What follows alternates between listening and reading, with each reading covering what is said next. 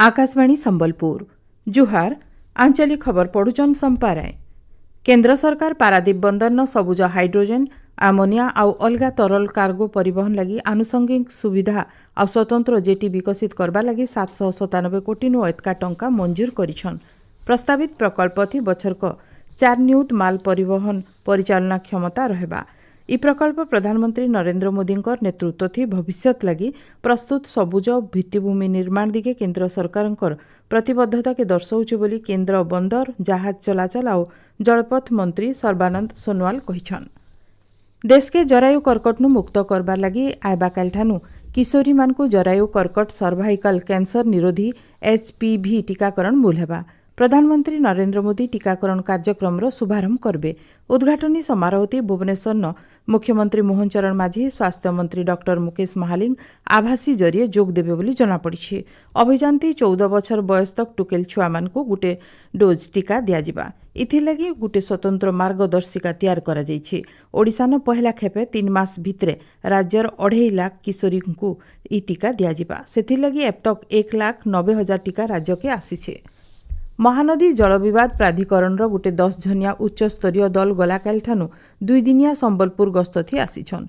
प्राधिकरण नुआ अध्यक्ष जस्टिस बेला एम त्रिवेदी नेतृत्व थी 3 जनिया खंडपीठ आज हीराकुद डीएम सिलुए कमांड एरिया बुल्ला पावर हाउस चिपलिमा पावर हाउस बुली देखबार कार्यसूची रही।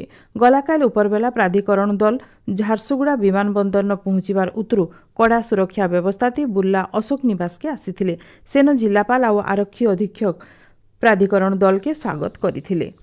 स्वराष्ट्र मंत्री अमित शाह आयबा 5 तारिख दिन 2 दिनिया ओडिशा गस्त थी आसुछन।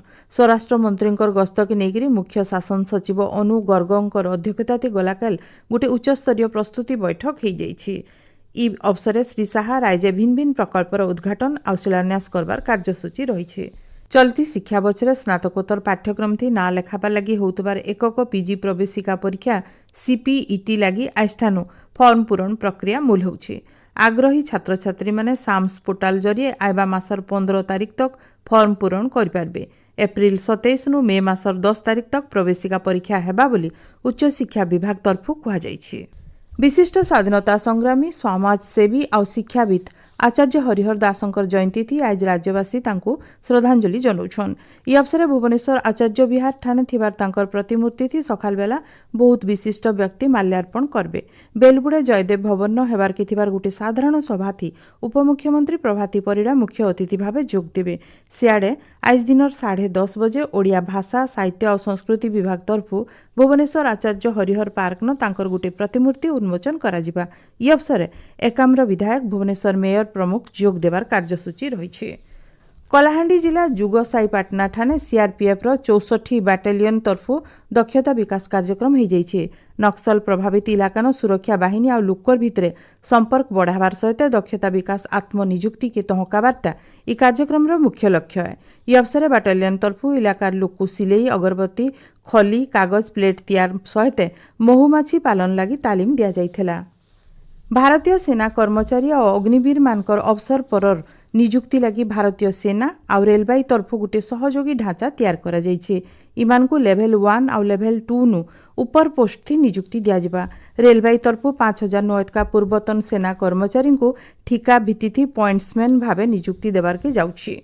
भुवनेश्वर जनता मैदान न चलथिबार 20 नंबर तोसाली मेला गलाकाल उद्यापित हो जाइए। उद्यापनी समारोह हस्ततंत्र और बयनशिल्प विभाग शासन सचिव गुहा पूनम तापस कुमार मुख्य अतिथि भावे जोग देकरी तोसाली महाकुंभ बुणाकार और कारीगर मानकर आर्थिक अभिवृद्धि लगी सहायक होउछ बोली कहिछन।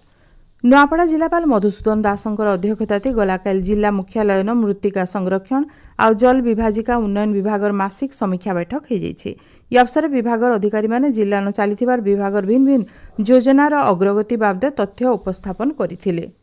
देवगढ़ जिला परिषद सम्मिलनी कक्ष न जिला समाज मंगल विभाग और जिला प्रशासन तरफु सुपोषित ओडिशा मिशन लक्ष्य कर्मशाला हो जाइए। 2029 मसीहा तक जन्म नु 5 बछर भितरे छुआ मानकु स्वास्थ्यवान रखबार लगी कर्मशाला थी आलोचना करा जाइथिला। इथि लगी जिलार ICDS CDPO सुपरभाइजर और आंगनवाड़ी कर्मी मानकु तालीम दिया जाइथिला। एसिर आंचलिक खबर इन शेष है। आर बेलर आंचलिक खबर सुनी पारबे राति 7:02 थी। जुहार।